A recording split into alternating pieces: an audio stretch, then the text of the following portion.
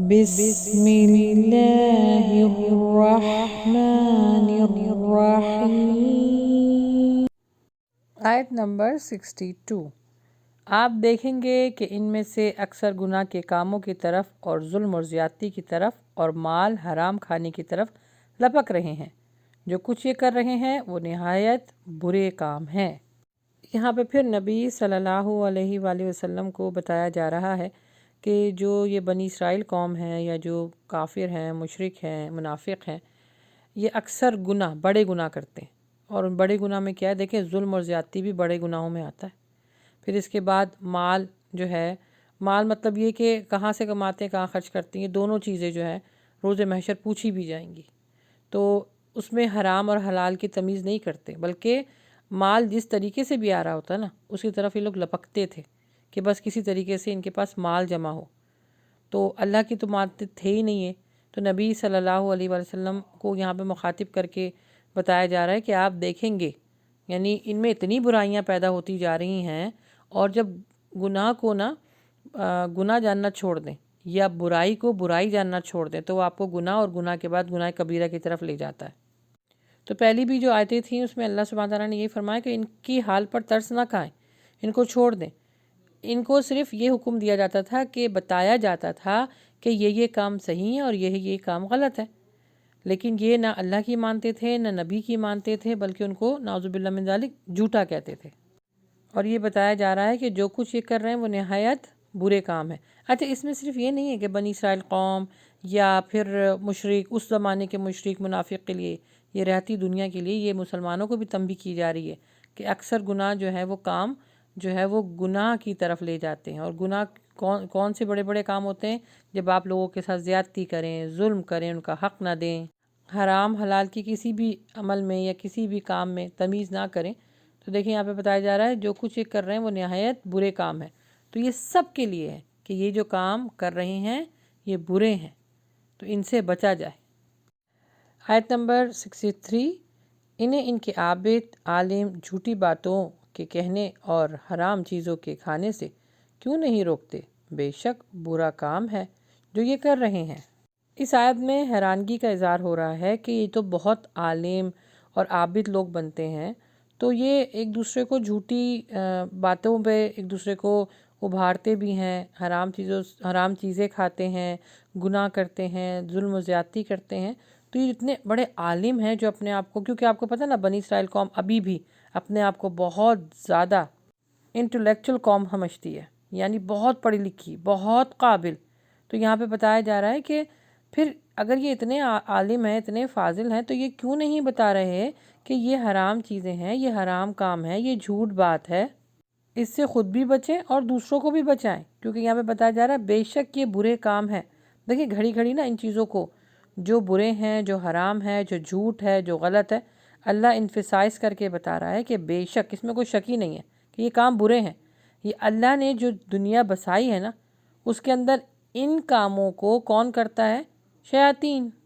یہاں پر اور ایک چیز کو مینشن کیا جا رہا ہے کہ جو عالم ہیں، جو ربانی ہیں، یعنی جو رب والے ہیں، یہ اپنی عوام کو دو چیزوں سے کیوں نہیں روکتے؟ ایک یہ کہ اللہ کے ساتھ کسی کو شریک نہیں کرتے، اور برے کام جیسے جھوٹ بولنا، ظلم کرنا، زیادتی کرنا، حرام چیزیں کھانا، حرام مال کو کمانا، یہ منع ہی نہیں کرتے تھے۔ جب یہ نہیں منع کرتے تھے تو یہ خود بھی اس چیز سے بچتے نہیں تھے۔ اور دیکھیں اللہ سبحانہ و تعالیٰ نے نبی صلی اللہ علیہ وآلہ وسلم کے ذریعے ہمیں کیا بتایا ہوا ہے؟ بلغوا انی ولو آیا، پہنچا دو ایک ہی آیت کیوں نہ ہو۔ تو یہ آیتوں کو چھپاتے تھے اور ہمیں پہنچانے کا حکم ہے، اس چیز کو ذہن میں رکھیے گا۔ آیت نمبر 64۔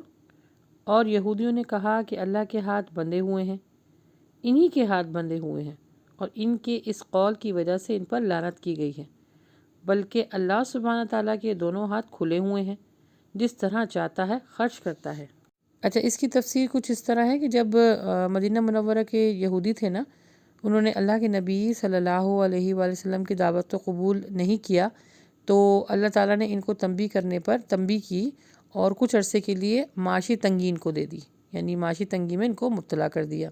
تو اس موقع پر بجائے اس کے کہ وہ ہوش کے ناخن لیتے، بعض سردار جو تھے ان کے، جیسے میں نے بھی پہلے بتایا نا، عالم بھی تھے، عابد بھی تھے، وہ گستاخانہ جملہ کہنے لگے کہ نعوذ باللہ من ذالک، اللہ کا ہاتھ تو بندھا ہوا ہے۔ اچھا، عربی میں نا ہاتھ بندے کو کہتے ہیں بخل ہونا، بخیل ہونا، کنجوس ہونا۔ تو یہ اللہ سبحانہ و تعالیٰ کے لیے نعوذ باللہ من ذالک یہ جملہ استعمال کرتے تھے کہ اللہ بخیل ہے، اس کے پاس بہت کچھ ہے لیکن وہ دے نہیں رہا، کیونکہ اللہ تعالیٰ ان کو سزا دینا چاہ رہا تھا، کیونکہ یہ اللہ کا کہنا نہیں مانتے تھے۔ دیکھیں اس آیت میں ہمیں بھی بہت کچھ سیکھنے کو مل رہا ہے کہ جب ہم اللہ کی نافرمانی کرتے ہیں اور ہمارے اوپر جب تنگی آتی ہے تو اللہ تعالیٰ قرآن مجید میں فرماتے ہیں اور تمہارے اپنے ہاتھ کی کمائی ہے جو گناہ جو تم نافرمانی کرتے ہو تو تمہارے اوپر آزمائش ڈال دیتا ہوں تاکہ تم واپس پلٹ آؤ۔ تو اگر جو پلٹ آتا ہے وہ جو ہے اللہ سبحانہ تعالیٰ اس کو صراط مستقیم کے راستے پہ چلا دیتا ہے، اور جو نہیں پلٹتا تو وہ کن کے راستے پر ہے یہاں پہ بتایا جا رہا ہے۔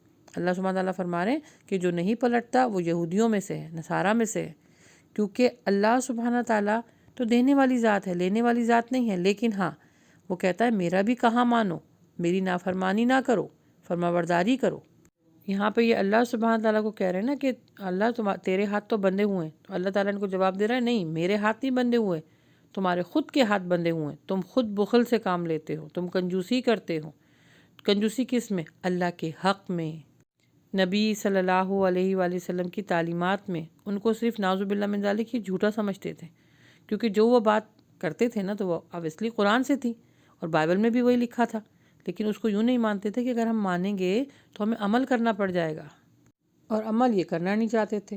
تو نعوذ باللہ من ذالک خدا کو بخیل کہتے تھے کہ اس کے خزانے کا منہ بند ہو گیا ہے، ہمیں دینے کے لیے اس کے پاس سوائے آفات مصیبت کے علاوہ اور کچھ نہیں ہے۔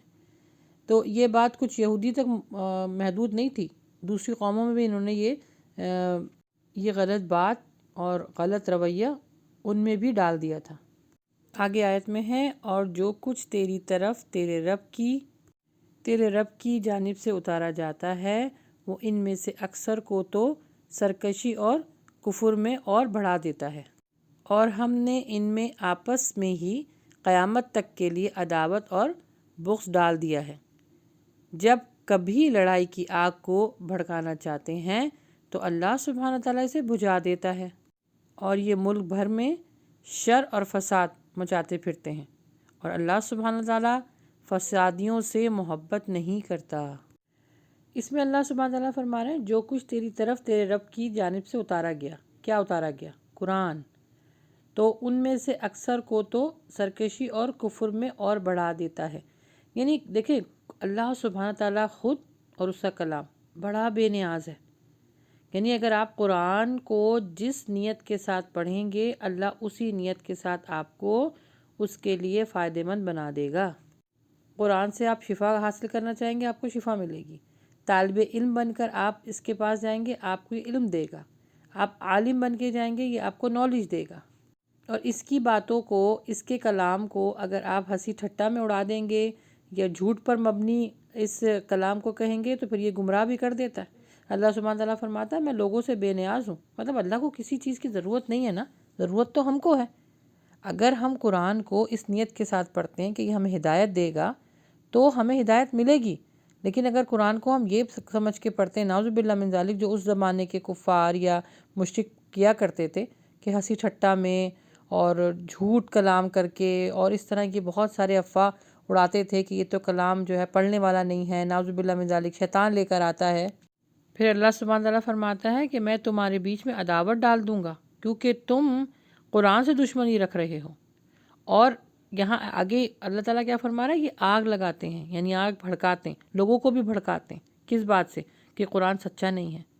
تو اللہ تعالیٰ فرماتے ہیں کہ میں اسے بجھا دیتا ہوں، لیکن جو لوگ زمین پر شر اور فساد مچاتے ہیں برپا کرتے ہیں اللہ سبحانہ تعالیٰ ان سے محبت نہیں کرتا۔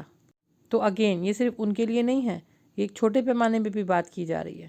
جو لوگ گھروں میں فتنہ فساد کرتے ہیں، لڑائی جھگڑے کرتے ہیں، میاں بیوی میں محبت کی جگہ نفرت ڈلواتے ہیں یا کسی بھی رشتے میں نفرت ڈلواتے ہیں تو یہ فساد برپا کرنا ہی ہوا نا۔ تو اللہ تعالیٰ فرماتے ہیں میں ایسے لوگوں کو نہیں پسند کرتا، نہ ان سے محبت کرتا ہوں۔ تو گھروں میں جو غلط سیاست ہوتی ہے اس سے لڑائی جھگڑے ہوتے ہیں، مسئلے مسائل بڑھتے ہیں، ان سے بھی بچیں، کیونکہ اللہ سبحانہ تعالیٰ ایسے لوگوں سے محبت نہیں کرتا۔ آیت نمبر 65۔ اور اگر یہ اہل کتاب ایمان لاتے اور تقوی اختیار کرتے تو ہم ان کی تمام برائیاں معاف فرما دیتے اور ضرور انہیں راحت اور آرام کی جنتوں میں لے جاتے۔ تو یہاں پہ اللہ سبحانہ تعالیٰ فرما رہے ہیں اگر اہل کتاب کون؟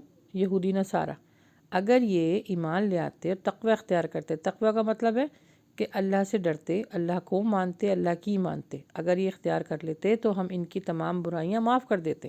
اور برائی سب سے بڑی کیا ہے؟ شرک اور کفر میں یہ ڈوبے ہوئے تھے۔ اگر اللہ تعالیٰ فرماتے وہ ایمان لے آتے، اچھا وہ کہتے تو تھے اپنے آپ کو کہ ہم ایمان والے، لیکن عمل نہیں کرتے تھے نا، اور دلوں کا حال تو اللہ جانتا ہے کہ وہ دل سے نہیں مانتے تھے۔ تو اللہ تعالیٰ فرما رہے ہیں کہ ہم ان کی برائیوں کو معاف کر دیتے اور ان کو راحت والی، آرام والی جنت میں داخل کر دیتے۔